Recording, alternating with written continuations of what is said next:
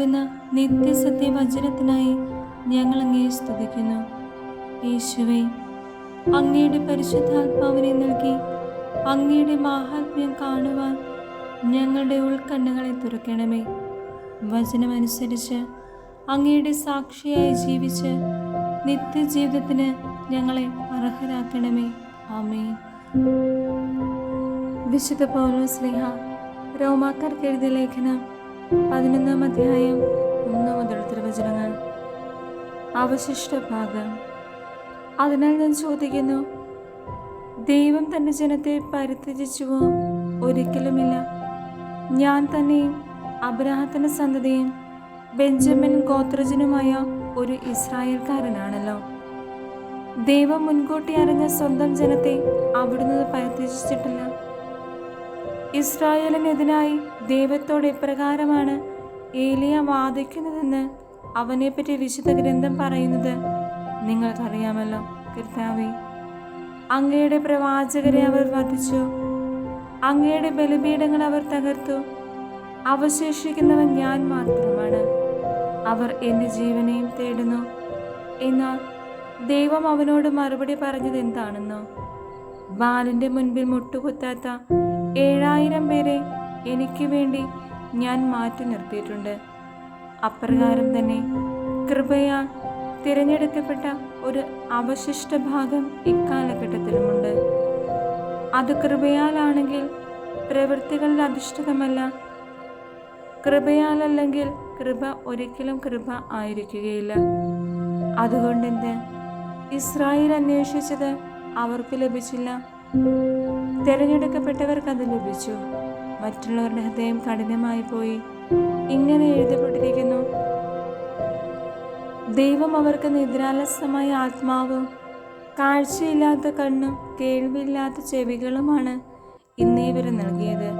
അതുപോലെ തന്നെ ദാവീദ് പറയുന്നു, അവരുടെ വിരുന്നവർക്ക് കെണിയും കുരുക്കും ഇടർച്ചയും പ്രതികാരവുമായിരിക്കും തീരട്ടെ. അവരുടെ കണ്ണുകൾ കാഴ്ച നശിച്ചിരുണ്ടു പോകട്ടെ. അവരുടെ നട്ടെല്ല് എപ്പോഴും വളഞ്ഞിരിക്കട്ടെ.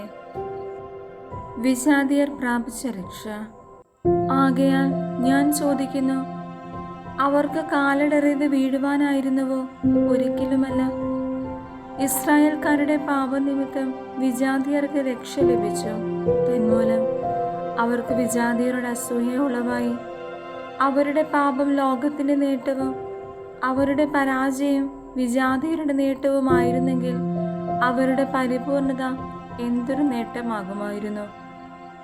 വിജാതിയരായ നിങ്ങളോട് ഞാൻ പറയുകയാണ്, വിജാതിയരുടെ അപ്പസ്തോലൻ എന്ന നിലയ്ക്ക് എൻ്റെ ശുശ്രൂഷയെ ഞാൻ പ്രശംസിക്കുന്നു. അതുവഴി എൻ്റെ കൂട്ടരായ യഹൂദരെ അസൂയാകുലരാക്കാനും അങ്ങനെ അവരിൽ കുറേ പേരെയെങ്കിലും രക്ഷിക്കാനും എനിക്കിടയാകുമല്ലോ.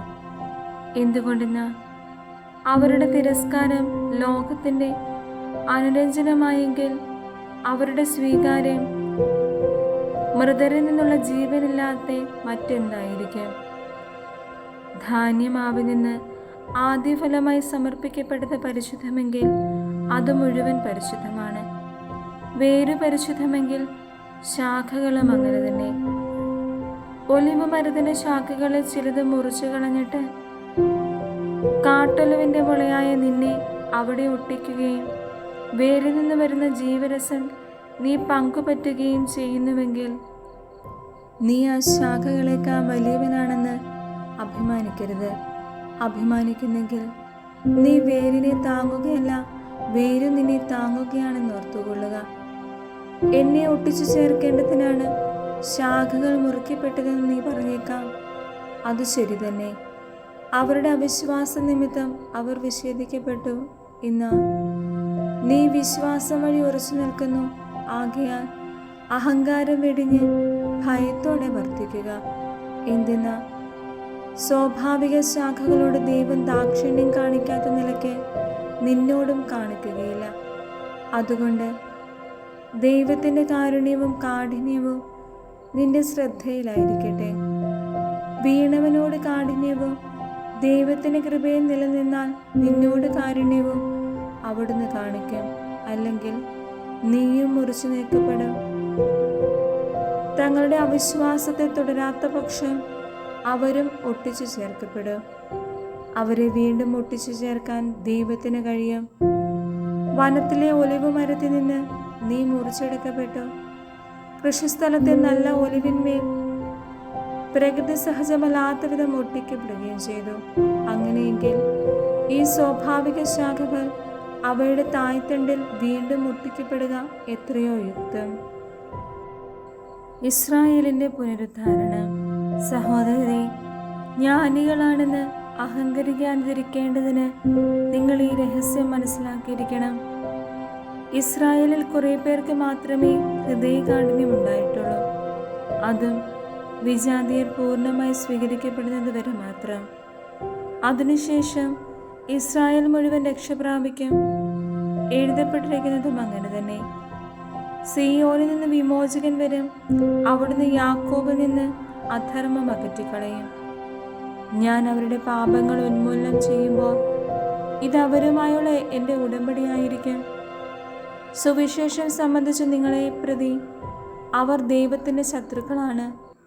തെരഞ്ഞെടുപ്പ് സംബന്ധിച്ചാകട്ടെ അവരുടെ പൂർവികരെ പ്രതി അവർ സ്നേഹഭാജനങ്ങളാണ്.